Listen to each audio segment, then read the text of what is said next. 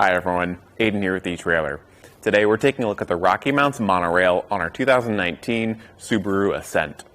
The MonoRail is a platform style rack that's going to hold the bike in these trays and primarily by our front tire. We've got a wheel hook up there that's going to hold the bike pretty stable, and it's going to hold the tire down here in the cradle to kind of help stabilize that movement. The back wheel has a cradle and a secondary strap to hold that end down as well. It's going to result in a pretty good fit. Plus, it's going to be easy to load. With this, we want to keep in mind a couple things. It doesn't make frame contact, so it's safe for carbon frame bikes, and alternative frame bikes are going to fit on here without a problem. And it does have a 60-pound weight capacity per bike, so it's going to be good for some of those e-bikes too. With this rack, you do have the ability to tilt it away with bikes loaded. There's a handle on the underside of the rack here that we can just pull and tilt down, and that'll give us access to the hatch of our vehicle. So if we need to get something out of the back, we can, and we don't have to worry about any sort of unloading of the bikes or taking the whole bike rack out of the hitch in some cases. This also gives a good place to sit down and change our shoes before or after a ride. It is a little cramped because of how high up the hitch is, but you still can do it and it still gives you room. I will say it does come pretty close though to the pedal as it tilts down. And that's just something that we found with a lot of the bike racks here, is that clearance isn't great. Because of how high that hitch sits, it just doesn't give you a lot of room for the bike rack. If that's something you're worried about, you can check out the Sarah Super Clamp. That one gives you a lot more room whenever you're tilting. Getting the bike unloaded, we'll do the back wheel strap first, pressing the blue button and pulling out the ratcheting strap.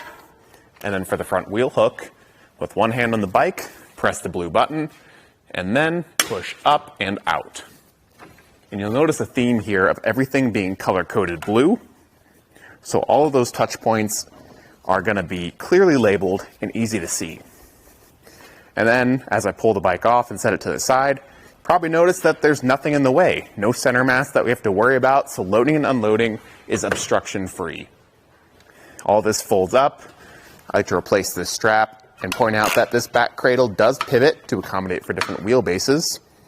And we can just tuck that behind the cradle. Some things to keep in mind measurement-wise are your ground clearance. This one is going to have a really high ground clearance because of that rise in the shank, giving you 30 inches of clearance at the back end. That's not something you're going to have to worry about. Don't have to worry about bottoming out with this. The distance added to the back is going to be 33 inches. So it's not the best, but not the worst. It does add a bit of length. So just keep that in mind when you are pulling into parking spots or driving around. We can save some space by folding it up. If we want to leave it in the hitch between rides and bikes are unloaded, this will save us some space and only be sticking out 14.5 inches now. In this state, we can see we've got a portion right here that we can attach our cable lock to. It'll just loop around and lock up right here. And then down at the hitch, we've got a matching lock for our anti-rattle bolt that's going to keep things solid and secure in that 2" by 2" hitch receiver. And overall, I think the MonoRail is a really nice bike rack. For the price, everything's really smooth and easy to use, and it's going to work with a wide range of bikes and work well and fit well on your Ascent. Thanks for watching. Here it is on our test course. We'll start by going through the slalom. This is going to show us the side-to-side action, which simulates turning corners or evasive maneuvers. Next, we're at the alternating speed bumps, which we'll see the twisting action. This will simulate hitting a curb or pothole or driving over uneven pavement. And finally, we have the full speed bumps, where we'll see the up and down action, which is just like driving out of a parking lot, garage, or driveway.